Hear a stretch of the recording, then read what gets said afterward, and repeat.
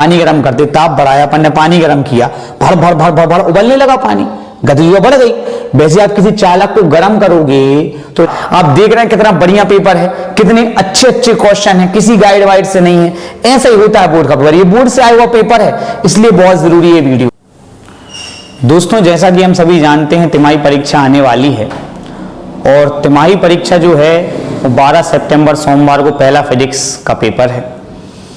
तो ये जो पेपर है दोस्तों, इसकी तैयारी हम आज से शुरू कर रहे हैं। हम एक नई सीरीज शुरू कर रहे हैं तिमाही की तैयारी अभिषेक सर के साथ। इस सीरीज में मैं आपको तिमाही परीक्षा में आने वाले महत्वपूर्ण प्रश्न समझाऊंगा और उनको आप सॉल्व करेंगे अपनी कॉपी में और वहां पे जाके पेपर बहुत अच्छा करके आएंगे। तो आज इस सीरीज में पहला वीडियो है जिसमें मैं आपको पिछला वर्ष का जो तिमाही का पेपर था उसके बहुविकल्पी प्रश्न बताने वाला हूं, सबके आंसर विद सॉल्यूशन। तो आप इस वीडियो को देखिए ताकि आपको समझ में आए पिछली बार किस यूनिट से ज्यादा प्रश्न आए थे, वो क्या कंसेप्ट से आए थे। शुरू करते हैं। सबसे पहले ऑब्जेक्टिव देखेंगे। पहला ऑब्जेक्टिव है ई तीव्रता वाले विद्युत क्षेत्र में आवेश Q रखने पर उस पर लगने वाला बल। तो दोस्तों, ये तो अपन लोग पहले इस तरह में पढ़ ही चुके हैं कि जो लगने वाला बल होता है वो आवेश गुणित तीव्रता होता है। तो आवेश Q है और तीव्रता E है, तो ये हो जाएगा F बराबर Q इंटू E। शॉर्ट में समझेंगे। बिंदु आवेश के कारण r दूरी पर तीव्रता। दोस्तों, बिंदु आवेश के कारण तीव्रता होती है KQ अपॉन R स्क्वायर। आप में से कई लोगों ने K को 1/4πε0 लिखा होगा, वो बात वही है, वो है नियतांक। तो अब अगर मैं यहाँ पे देखूं R स्क्वायर बटे में तो E समानुपाती हो जाएगा 1/r स्क्वायर। तो जो बिंदु आवेश की तीव्रता है वो किसके अनुपाती होती है? 1/r स्क्वायर के। एक बात और दोस्तों, अगर बिंदु आवेश की जगह द्विध्रुव हो जाता है तो द्विध्रुव में तीव्रता 1/r³ के होती है। थोड़ा साथ साथ चीजें बताते जाएंगे ताकि थोड़ी एक्स्ट्रा तैयारी होती जाए। फिर समबाहु पृष्ठ और विद्युत क्षेत्र रेखाओं के बीच कोण बेटा, ना केवल इस बार, हमेशा के लिए क्वेश्चन बहुत इंपॉर्टेंट है। तो विद्युत क्षेत्र रेखाएं ये हैं और समबाहु पृष्ठ क्या होता है? चालक का पृष्ठ। चालक का पृष्ठ एक प्रकार का समबाहु पृष्ठ होता है। तो विद्युत बल रेखाएं या विद्युत क्षेत्र रेखाएं पृष्ठ के हमेशा लंबवत निकलती हैं। तो विद्युत क्षेत्र रेखाओं और समबाहु पृष्ठ के बीच का कोण होता है 90 अंश। ठीक है, आगे देखते हैं। ये एक न्यूमेरिकल टाइप क्वेश्चन है। आप थोड़ा अंदाजा लगाएंगे कितने न्यूमेरिकल टाइप आ रहे हैं। समान धारिता के दो संधारित्र, पहले जोड़े उन्होंने समांतर क्रम में, फिर जोड़े श्रेणी क्रम में, और दोनों स्थितियों परिणामी धारिता का क्या पूछा है? अनुपात। देखो, जैसे अपन C और C के समांतर क्रम में लगाते हैं तो समांतर क्रम में C और C जुड़ जाते हैं तो 2C हो जाता है। 2 इंटू C मतलब 2 का गुणा हो जाता है। श्रेणी क्रम में 2 का गुणा नहीं होता, 2 का भाग होता है। तो CS आपका हो जाएगा आपका C/2। अब इन दोनों का इन्होंने पूछा अनुपात। पहले समांतर क्रम में तो पहले हमने समांतर वाला लिखा, 2 का गुणा हो जाएगा, 2 संधारित्र हैं, और समांतर में 2 का भाग, श्रेणी में 2 का भाग हो जाएगा। इनका अपन ने भाग दे दिया मान लो, तो यहां पे CSE कट जाएगा, ये 2 ऊपर पहुंच जाएगा, 2 2 बटे 4/1। तो इसका सही जवाब आ जाएगा 4:1। अब इसमें देखो बेटा, एक 1:4 का ऑप्शन भी है। तो आप ध्यान रखना कि पहले बोला है समांतर फिर बोला है श्रेणी, तो उल्टा का ध्यान रखना। ठीक है, अगर पेपर में श्रेणी पहले हो गया तो अपने हिसाब से कर लेना। कोई मिला के ये बात समझो कि समांतर में C और C 2C और श्रेणी में C/2, समांतर में गुणा और श्रेणी में भाग। अगर 3 होंगे तो C C C 3C और वो C/3, तो 9y बना जाएगा। करते करते अंदाजा भी अच्छा हो जाता है। ताप बढ़ाने प्रतिरोध घटता है। सबसे पहले तुम ये पूरा कंसेप्ट ही समझ लो। ठीक है, देखो, ताप बढ़ाने पे जनरली प्रतिरोध बढ़ता है। चालक जो होते हैं, अगर आप ताप बढ़ाओगे तो इलेक्ट्रॉन की गति बढ़ जाएगी, तो यहां वहां हल्का अपनी ऊर्जा गवाएंगे, इसी को प्रतिरोध कहते हैं। तो इलेक्ट्रॉन अगर स्पीड में, अपन पानी गर्म करते, ताप बढ़ाया अपन ने, पानी गर्म किया, भर भर भर भर भर उबलने लगा पानी, गति बढ़ गई। वैसे आप किसी चालक को गर्म करोगे तो इलेक्ट्रॉन गति जो बढ़ जाएगी, तो यहां वहां टकराएंगे, अपनी ऊर्जा खोएंगे, धारा कम होगी, प्रतिरोध बढ़ जाएगा। धातु की बात कर रहा हूं। लेकिन हमारे जो भैया अर्धचालक होते हैं, उनके अंदर आवेशवाहक होते ही नहीं है। तो जब आप उनको गर्म करोगे तब उनके अंदर आवेशवाहक आएंगे, धारा बढ़ेगी मतलब प्रतिरोध घटेगा। तो ताप बढ़ाने से प्रतिरोध घटता है अर्धचालकों का। अब कई लोग विद्युत घट का भी एग्जांपल देते हैं कि विद्युत घट का भी घटता है। हाँ, वो ठीक है बात, लेकिन अर्धचालक का सिग्निफिकेंटली घटता है, दिखता है। और विद्युत घट में बहुत और भी कई फैक्टर्स होते हैं। आ जाता है किसी चालक में विद्युत का प्रवाह होता है, तो चालक मतलब यहां धातु की बात हो रही है, तो इसका सही जवाब होगा मुक्त इलेक्ट्रॉनों का प्रवाह, और कुछ इसका सही जवाब नहीं होगा। आगे देखते हैं। आपने विद्युत फ्लक्स पढ़ा है, फाई बराबर होता है EA cos थीटा, जहां पे A कुंडली का क्षेत्रफल है और E विद्युत क्षेत्र की तीव्रता है, बस यहां पे E की जगह BA cos थीटा हो जाता है, जहां B चुंबकीय क्षेत्र की तीव्रता है। तो चुंबकीय फ्लक्स का सूत्र हो गया BA cos थीटा। अब यहां पे एक जरूरी बात, ये जो थीटा है ये पृष्ठ और विद्युत क्षेत्र या चुंबकीय क्षेत्र के बीच का कोण नहीं है, ये थीटा जो है ये पृष्ठ के अभिलंब और चुंबकीय क्षेत्र के बीच का कोण है। तो अपन एक चित्र बना के आपको समझाते हैं। देखो, जैसे ये अपना पृष्ठ है, अब ये पृष्ठ इन्होंने कहा है कि विद्युत क्षेत्र के लंबवत रखा है, तो आपको लगेगा लंबवत है तो कोण 0 है, पर ऐसा नहीं है, क्योंकि ये जो कोण है ये अभिलंब को बनाना, ये है आपका अभिलंब, तो ये अभिलंब जो है ये चुंबकीय क्षेत्र के समांतर है, तो कोण स्टार्टिंग में 0 रहेगा। तो स्टार्टिंग का जो फ्लक्स निकलेगा φ1 वो आपका आएगा BA cos 0। BA cos 0 मतलब cos 0 का मान 1 होता है, तो केवल BA आ गया। ठीक है, लो स्टार्टिंग में क्या पढ़ेंगे कि लंबवत रखा है तो कोण 90 कर देंगे, सवाल गलत हो जाएगा उनका। पृष्ठ लंबवत रखा है तो अभिलंब चुंबकीय क्षेत्र के समांतर होगा, तो कोण अपना 0 हो गया। आपको मैंने चित्र में ही बनाया कि देखिए समांतर है तो कोण 0 हो गया। cos 0 का मान 1 होता है, तो ये आपका पहले वाला फ्लक्स आ गया BA। इसके बाद 180 घुमा दिया है तो 0 से कोण 180 हो जाएगा, तो दूसरा वाला फ्लक्स आपका हो जाएगा BA cos 180। अब बच्चों cos 180 का मान -1 होता है, तो ये आ गया आपका -BA। अब निकालना है फ्लक्स में परिवर्तन, तो φ1 में से φ2 घटा देंगे, तो ये आ जाएगा आपका फ्लक्स का परिवर्तन BA minus BA, minus into minus plus हो जाएगा, तो BA प्लस BA आपका 2 इंटू BA हो जाएगा। तो इसका सही जवाब आ जाएगा 2 इंटू BA। आगे बढ़ते हैं दोस्तों, रिक्त स्थानों की पूर्ति करनी है। धातु का परावैद्युतांक सब बच्चों को पता होता है कि अनंत होता है, हिंदी में आप अनंत लिख लेना। फिर है दो वैद्युत द्विध्रुव के बीच की दूरी दुगना कर देने पर उनके मध्य आकर्षण या प्रतिकर्षण बल कितने गुना हो जाएगा। देखिए, जैसी विद्युत क्षेत्र की तीव्रता वैसा आकर्षण प्रतिकर्षण बल।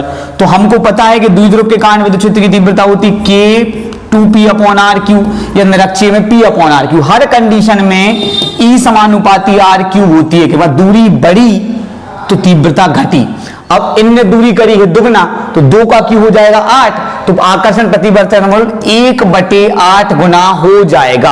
आप देख रहे हैं कितना बढ़िया पेपर है, कितने अच्छे क्वेश्चन हैं, किसी गाइड वाइड से नहीं है। ऐसा ही होता है बोर्ड का पेपर, ये बोर्ड से आया हुआ पेपर है, इसलिए बहुत जरूरी है वीडियो। किरचॉफ का प्रथम नियम, बच्चों किरचॉफ का प्रथम नियम आवेश संरक्षण के सिद्धांत पर आधारित होता है। क्या कहता है किरचॉफ का प्रथम नियम कि जितनी धारा अंदर जाएंगी उतनी ही धारा बाहर निकलेगी, तो ये आवेश जितना अंदर जाएगा उतना आवेश बाहर निकलेगा, तो ये आधारित होता है आवेश संरक्षण के सिद्धांत पे।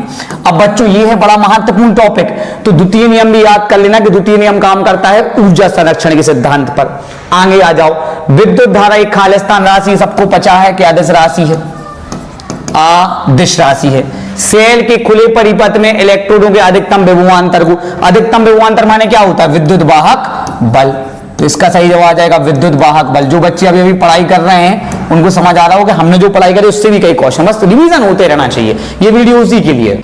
अगला प्रश्न है कि पारे का प्रतिरोध तापमान बढ़ाने पर हो। देखिए, पारा बच्चों एक धातु है और हर धातु जिसका ताप बढ़ाया जाए, अगर धातु का ताप बढ़ाते, अभी मैंने आपको बताया भी था कि अंदर भैया इलेक्ट्रॉन एक दूसरे में लगने लगते, ऊर्जा खोते हैं, तो ताप बढ़ाने से धातु का प्रतिरोध हमेशा बढ़ता है।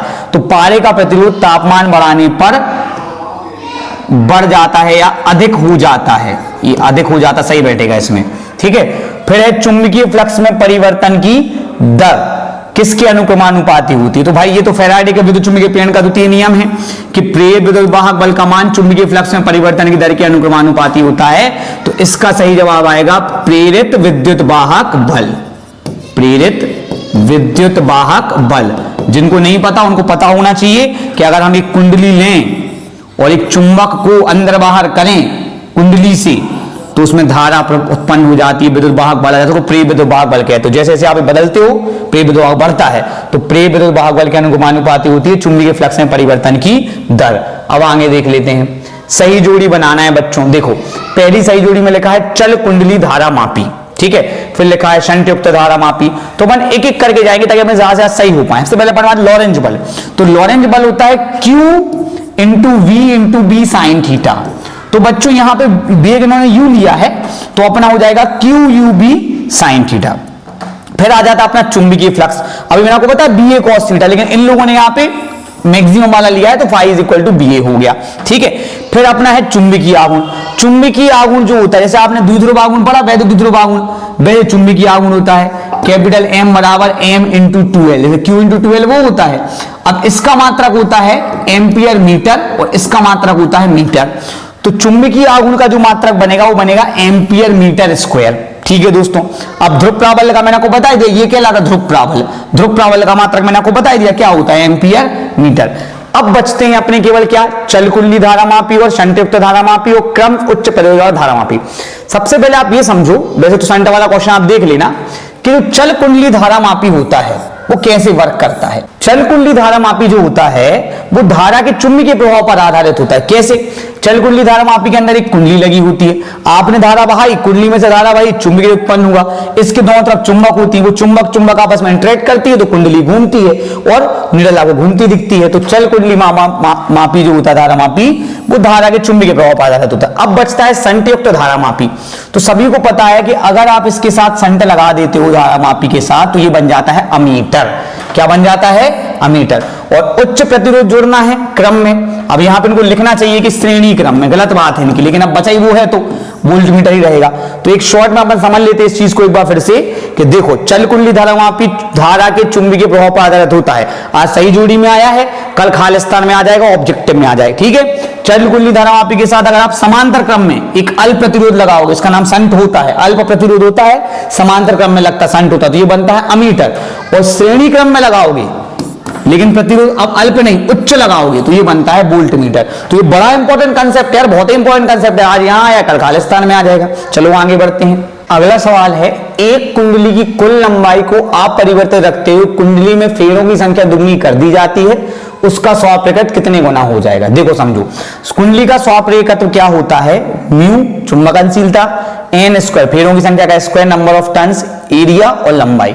तो ये लोग कह रहे हैं कि भैया लंबाई अपरिवर्तित, ये चेंज नहीं करी, ये भी चेंज नहीं होगा अगर खींचा नहीं है तो, और ये तो नियत ही होता है, तो एल समानुपाती आ गया एन स्क्वायर। अब इन्होंने क्या है, फेरों की संख्या दुगनी कर दी है, तो अगर दुगनी करेंगे 2 का स्क्वायर 4, जैसा पिछले सवाल में हुआ था, तो इसका सही जवाब आ जाएगा स्वाप्रकत्व 4 गुना हो जाएगा। अब लेंज का नियम किस नियम के अनुकूल, भाई साहब बहुत इंपॉर्टेंट क्वेश्चन है, फिर से आने के चांसेस हैं।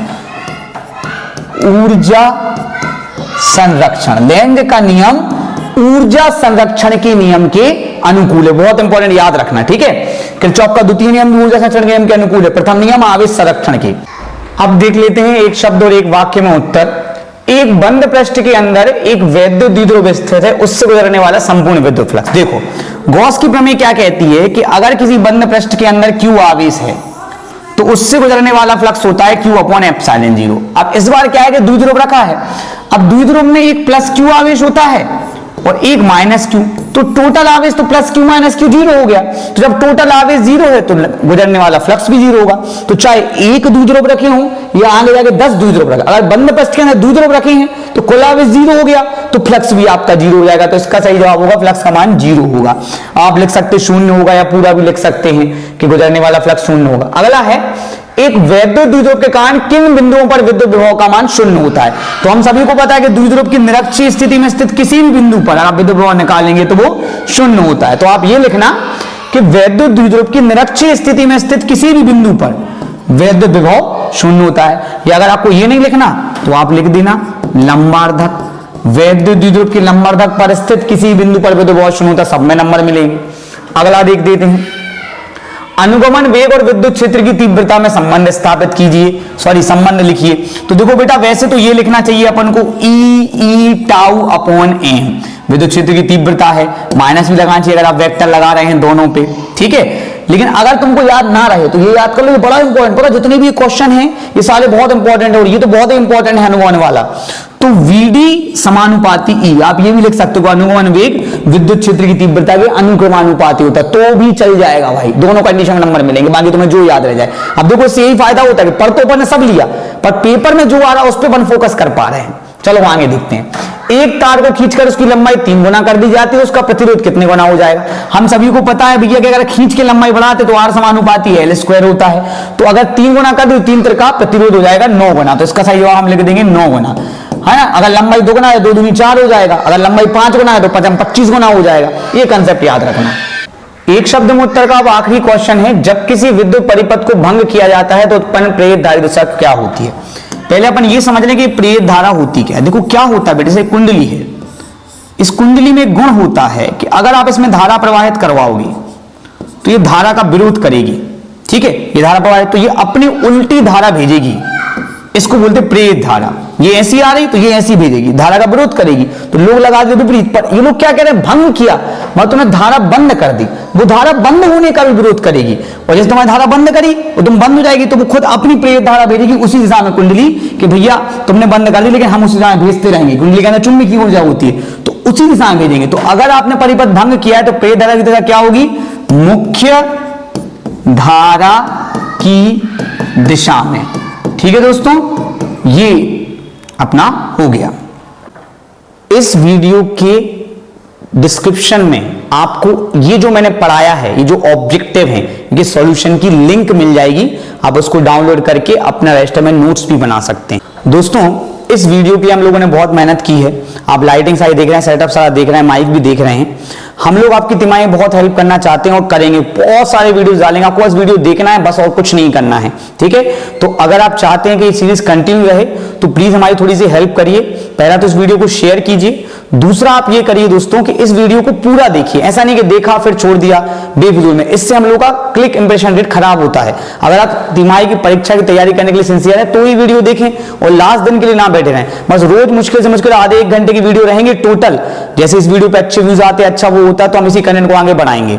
ठीक है दोस्तों, तो आपका सपोर्ट बहुत जरूरी है। प्लीज चैनल को लाइक करें और इस वीडियो को शेयर करें। बस तिमाही वाली ये सीरीज चल जाए तो हम इसको कंटिन्यू करेंगे और आपको पूरी तैयारी घर बैठे बैठे करा देंगे और कुछ नहीं पढ़ना पड़ेगा। ठीक है दोस्तों, शेयर करें। Thank you.